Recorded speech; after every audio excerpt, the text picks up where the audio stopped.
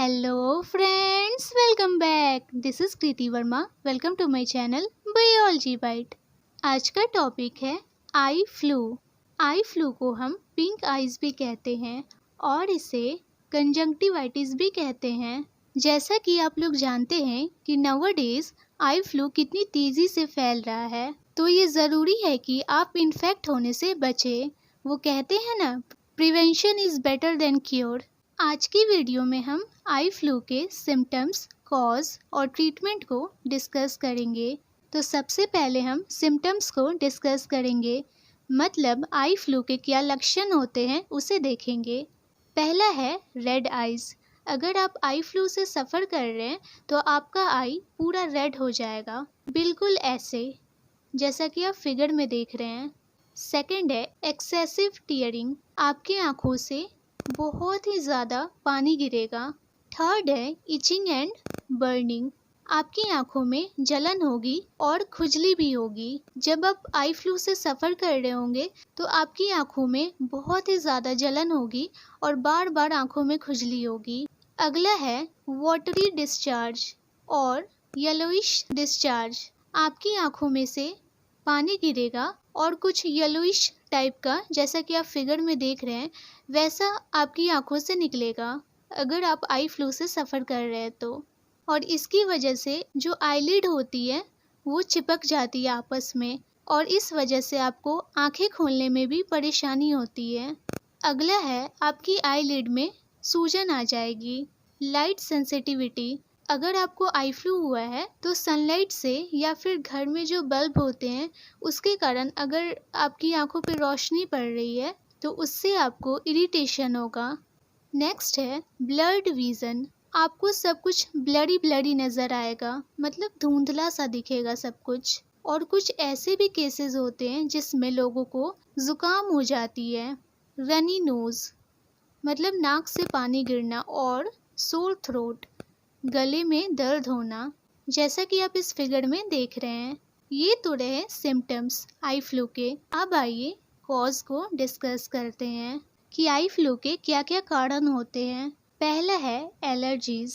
अगर आपकी आंखों में किसी भी चीज़ से एलर्जी हुई है तो उसके कारण आई फ्लू हो सकता है, जैसे कि स्मोक, डस्ट, पॉलन या केमिकल्स। इनमें से किसी भी चीज़ की वजह से अगर आपको एलर्जी हुई है तो उसके कारण आई फ्लू हो सकता है। सेकंड है कॉन्टैक्ट लेंसेज। अगर आप कॉन्टैक्ट लेंस यूज़ करते हैं और उसे कभी साफ़ नहीं करते हैं तो उससे भी आई फ्लू हो सकती है। Direct contact with infected person. अगर आपके घर में या फिर किसी को भी आई फ्लू हुआ है, जैसा कि आप जानते हैं कि जिससे भी आई फ्लू हुआ होता है उसकी आंखों में से वाटरी डिस्चार्ज होता है। अगर आप उसके कांटेक्ट में आ जाएंगे, जो भी इन्फेक्टेड पर्सन है उसकी आंखों से जो भी डिस्चार्ज हो रहा है उसके कांटेक्ट में अगर आप आएंगे तो आप भी इन्फेक्ट हो जाएंगे, आपको भी आई फ्लू हो जाएगा। अगला है रबिंग ऑफ आइज़। अगर आप अपनी आंखों को बहुत ही ज़्यादा रब करते हैं, रगड़ते हैं, तो उसकी वजह से आई फ्लू हो सकता है। And the last one is viral and bacterial infection. Eye flu allergies की वजह से, वायरल इन्फेक्शन की वजह से एंड बैक्टीरियल इन्फेक्शन की वजह से भी होता है। ये हमने आई फ्लू के कॉज को डिस्कस करा। अब आइए प्रिवेंशन एंड ट्रीटमेंट पे। आई फ्लू से हम बचाव कैसे करें और अगर आप इन्फेक्ट हो चुके हैं तो उसका इलाज कैसे करें। पहला है टेक केयर ऑफ क्लीनिनेस। अपनी साफ सफाई का पूरा ध्यान दें। इसका मतलब है कि आप अपनी आँखों को हमेशा साफ रखें। सेकंड है वॉश योर हैंड और सैनिटाइज। अपनी आँखों को छूने से पहले आप अपना हाथ धो लें और अपनी हाथों को सैनिटाइज भी कर लें। इससे क्या होता है कि जो भी वायरस या बैक्टीरिया होते हैं वो आपके आँखों की कांटेक्ट में नहीं आएंगे और इस तरह से आप आई फ्लू से बच सकते हैं। अगला है don't touch eyes without washing hand. अपनी हाथों को धोए बिना आँखों को ना छुएं। अगर आपके हाथ गंदे हैं या फिर आप कहीं बाहर से आए हैं तो पहले अपने हाथों को धो लें, उसके बाद ही आँखों को टच करें। अगला है क्लीन कॉन्टैक्ट लेंसेज। आप जो भी कॉन्टैक्ट लेंस यूज़ करते हैं उसे प्रॉपरली क्लीन करें। अगला है avoid going to public swimming pool.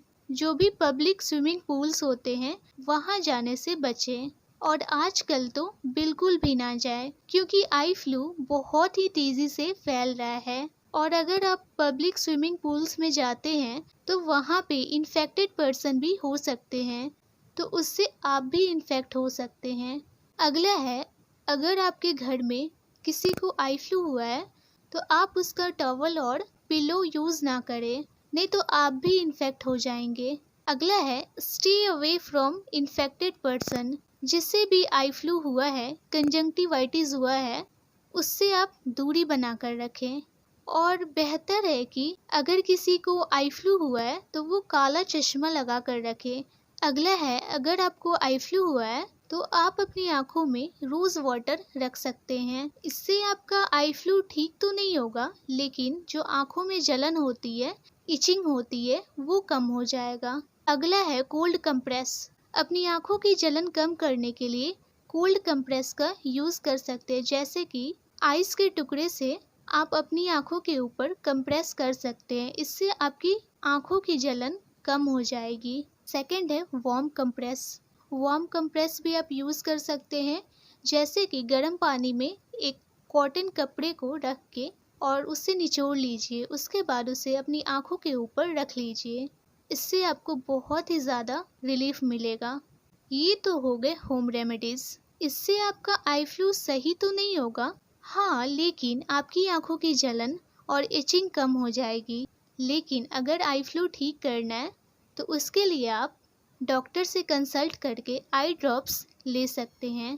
कुछ कॉमन आई ड्रॉप्स है जिसे आप यूज़ कर सकते हैं, उसे भी हम आगे डिस्कस करेंगे।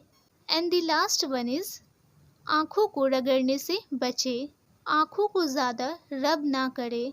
इसकी वजह से क्या होता है, जो भी वायरस या बैक्टीरिया होते हैं वो आपकी हाथों के ज़रिए आई तक पहुंच जाते हैं और इससे आप इन्फेक्ट हो जाते हैं।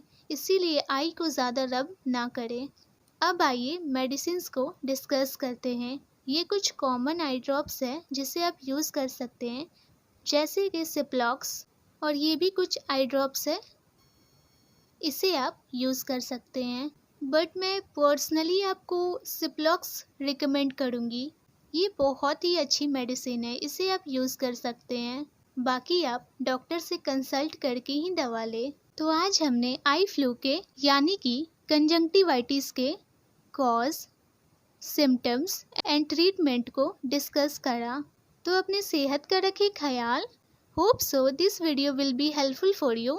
Thanks for watching and don't forget to subscribe my channel. Thank you.